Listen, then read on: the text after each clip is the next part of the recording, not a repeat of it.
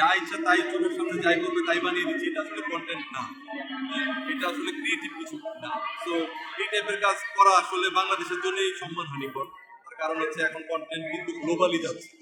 Global যখন content গুলা rich হচ্ছে তখন এই মানহীন কন্টেন্ট আসলে বাংলাদেশের জন্য আপনাদের ফ্যামিলির একজন কাজের লোক, তিনি সেই ক্ষেত্রে অনেকে এই জিনিসটা আমাদের সামনে আমাদের চিন্তা ভাবনাকে পরিবর্তন করতে হবে। প্রথমত কাজের লোক মানে আপনি কাজ করছেন, আপনি কোনো কোম্পানিতে জব করছেন, আপনিও কাজের লোক, ঠিক আছে?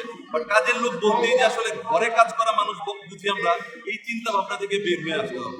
কাজের লোক বা কাজের মহিলা এইভাবে বলা উচিতই না, ঠিক আছে? হেল্পিং হ্যান্ড বলা যেতে পারে এবং তাদেরও তো একটা তাদেরও সম্মানহানিকর কথাবার্তা বলা ঠিক না, ঠিক আছে?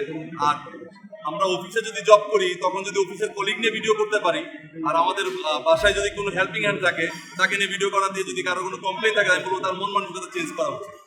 আচ্ছা, আমরা অনেক সময় দেখি অনেক কার্টুন ব্লগার আছে, তারা ব্লগ করছে, তাদের কোনো কারণে বিচ্ছেদ হয়ে যায়। অনেক সময় আমরা শুনি যে স্ত্রীকে দিয়ে জোরপূর্বক ব্লগ বানানো হয়েছে। সেক্ষেত্রে আপনি আপনার হেল্পিং হ্যান্ডকে নিয়েও ব্লগ বানাচ্ছেন, এটা কি আসলে তারা সেই স্বইচ্ছায় আপনাদের সাথে জয়েন করছে নাকি আবার কোনো প্রতিক্রিয়া নেওয়া?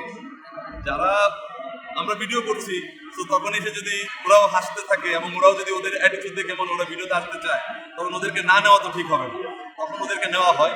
আর এটা এরকম না যে সারাদিনটা শুধু কাজের মেয়ে নিয়ে ভিডিও বানানো হচ্ছে, ব্যাপারটা এরকম না। হেল্পিং হ্যান্ড যখন ফ্রি থাকে তাদেরকে আনন্দ দেওয়ার জন্য কিছু একটা করা হয়।